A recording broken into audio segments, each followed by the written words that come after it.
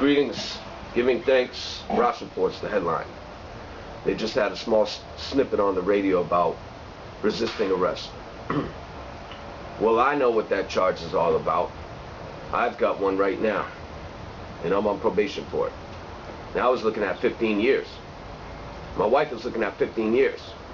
And I knew what happened that day. God knows what happened that day. So we cannot fight against the oppressor with violent means, because that's the way the oppressor obtained all his possessions and all his power, with violence and intimidation.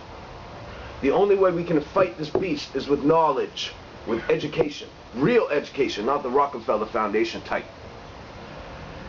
How are we going to educate people?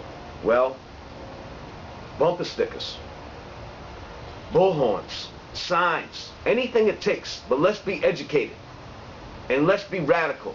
Because remember, what's radical is actually normal, and what's normal is actually radical.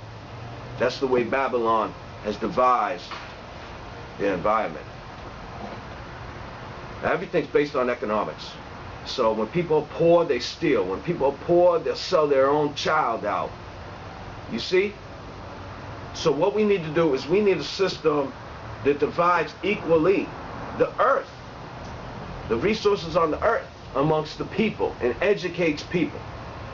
Doesn't leave people stupid, right? Because that only gives the oppressor the finger to point and say, hey, look at these people. How are we supposed to help them out? It's because they've been purposely illiterate. And we need to bring the attention to the American people the idea of the nullification process, which is in their right, according to our Constitution that was given to us by the slave masters. The jury has the right to nullify the law. So if we're seeing all these arrests for resisting arrest for no reason, folks, there's only two ways I can see this go down. Number one, we just go ahead and take it. We just let them just kick us in the head while we're down. It didn't happen to our parents, but it's going to happen to us. What's that mean for our children? But number two, we can do something about it. And the first thing I'd say is nullify those laws in the court of law. The judge won't tell you about it, the prosecutor won't tell you about it, but it is the jury's option at their disposal to nullify the law and go down in history. Now, going back to part number one, if we want to lay down, yeah, okay, but how many times are we going to get kicked in the head before we're going to fight back? And I mean fight back. I don't mean knuckle up, because remember, that's what the oppressor wants. That gives the oppressor the reason to murder you. Don't act in violent ways. Act in educated ways, and record yourself at all times. Have an extra memory card on you. Get ready to slip it in your mouth and swallow it if you have to. Defend yourself at all costs.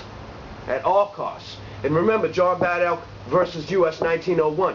If your life is in danger, you have a right to defend your life. It doesn't matter who is going to take your life, whether they have a badge or not.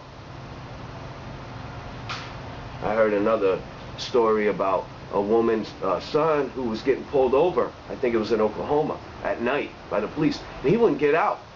He wouldn't put down his window. He was smart. He knew his life was at risk. He called 911. Well, they still ended up dragging out of the car and getting him for resisting arrest. But we will pray to God that that jury will see justice. Because if they don't see justice